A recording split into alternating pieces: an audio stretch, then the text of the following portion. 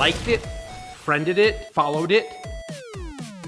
A female turtle named Venus de Milo was introduced in The Next Mutation, and it seems like she's never really been popular. Venus is presented as the fifth turtle. Even though she's not biologically related to the turtles, she's kind of like a sister. She's definitely part of the family. She starts off on The Next Mutation show as a mystical ninja with magical powers, but she quickly turns into a bumbling clown. I wouldn't say that Venus is famous with Ninja Turtles fans, I would say she's infamous. She might be one of the most disliked characters in Ninja Turtles history. So most Ninja Turtles fans were a little surprised when Sophie Campbell released some concept art, and IDW announced that Venus was going to be brought back into their comic books. I'll read the news from IDW's press release. The return once thought impossible, in a way that no one will expect. The Teenage Mutant Ninja Turtles comic book series from IDW once again defies all expectations this March with the reintroduction of a controversial character not seen in 24 years. Her name is simply Venus. Many of you know that name. Some of you may not, but very soon, everyone will be talking about her once they read Teenage Mutant Ninja Turtles number 127, written by Sophie Campbell and illustrated by Pablo Tunica.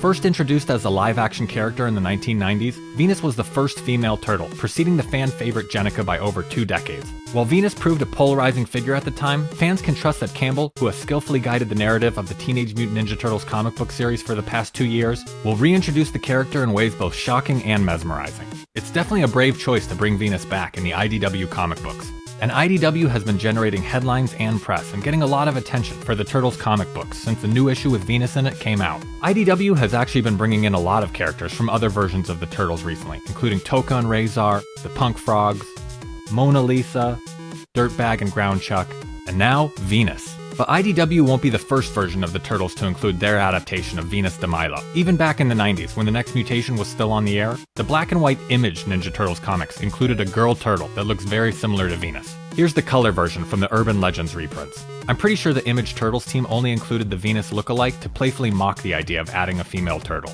The 2012 Ninja Turtles show included a couple Venus Easter eggs as well. Raphael painted a green lady wearing a bandana on the side of their van with the name Venus underneath. And in another scene, Michelangelo wonders about what he might look like if he turned into a female after going through a second mutation. I'm about to double mutate! I'm scared of what I'm gonna turn into! Ah!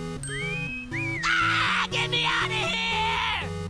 He imagines a female turtle sitting in a familiar pose that recreates a Venus de Milo photo. Even Rise of the TMNT gave a little shout out to Venus de Milo in the episode The Clothes Don't Make the Turtle by referring to a magician named Venus de Magic.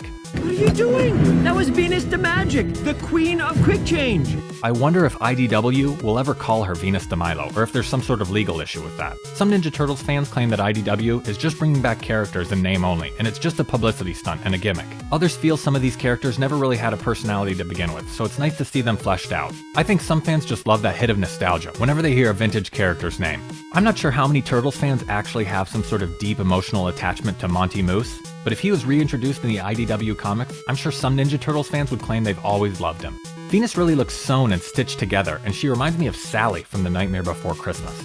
I noticed Venus actually has a similar look on the back of her legs on the Next Mutation TV show. Like I said earlier, Venus is infamous with Turtles fans. Turtles fans love to speculate why Venus didn't work or share what they would have done differently. Turtles writer Sophie Campbell actually wrote a long post over 10 years ago about Venus de Milo. After trashing the Coming Out of Their Shells tour, the TMNT Christmas special, and the third Ninja Turtles movie, Sophie Campbell writes, Next Mutation was arguably the worst the Turtles have ever been. Sophie Campbell goes on to write about Venus and adding a female turtle. I think the concept has lots of potential, and there's some possibility for interesting melodrama and dynamics if there was a female turtle. I think Venus was probably more a victim of the terrible show she was created for. But Sophie Campbell wasn't the only person writing about Venus. Co-creator of the Ninja Turtles, Peter Laird, wrote about his feelings regarding Venus de Milo in 2012 on his blog. Peter Laird wrote, "The character of Venus de Milo, the female turtle, epitomizes for me all that is stupid and shallow about Hollywood. In lieu of actually coming up with something new and different, something showing real creativity, one just has to say, hey, let's do more of the same. If 4 turtles are good, surely 5 would be even better."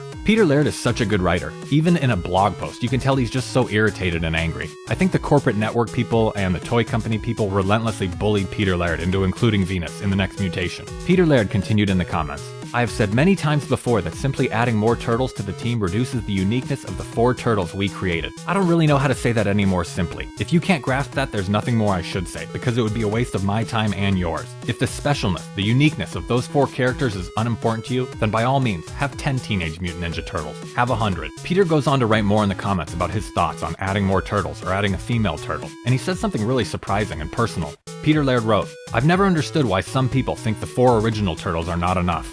It made me really sad to think about how many times people have told Kevin and Peter to add a 5th turtle, and Peter interprets that as the 4 turtles he created aren't enough. The turtles are essentially Peter's legacy, they're his life's work, and he's probably had hundreds of dumbass corporate marketing execs that have never created anything successful, tell him that his work is inadequate, and how the turtles should be. I would be angry too. Peter Laird is right to an extent, and it's almost like he could see the future. There have actually been quite a few 5th turtles introduced in the IDW comics. In addition to Michelangelo, Donatello, Leonardo, and Raphael, we've seen Slash, Jenica, 2 Slash clones, Lita, Toka, Future Lita, and now Venus. They've introduced so many 5th turtles and female turtles into the IDW series, they could do a spin-off with 4 female turtles. And I think there might be 4 more doppelganger turtles coming soon. We're up to 16 turtles if you count all those. Introducing a 5th turtle works so well, they've done it 11 times. So ultimately, there are positive and negative aspects of Venus being brought back into the comics. I actually like the Next Mutation TV show for what it is. It has some cool ideas and I think it's fun and kinda silly. But bringing back characters in name only to pump up sales can feel a bit gimmicky. IDW might be trying to bring in new readers or bring back readers that may have stopped reading over the past few years since the Mutant Town arc began. The comic has certainly received its fair share of negative press over the past few years. I guess we'll have to wait and see how Venus turns out this time. Tom Waltz referred to the IDW tradition of making the old feel both familiar and refreshing all at once in the IDW press release about Venus. Hopefully Venus doesn't challenge anyone to a battle of the bands. That would feel a little too familiar. It's obvious that IDW Venus is going to be a lot different than the Next Mutation Venus, so I'm excited to see where IDW is headed with the introduction of another classic character. Thanks for watching. Feel free to leave a comment and share this video. Make sure to give the video a thumbs up and subscribe to the channel for more Ninja Turtles videos like this.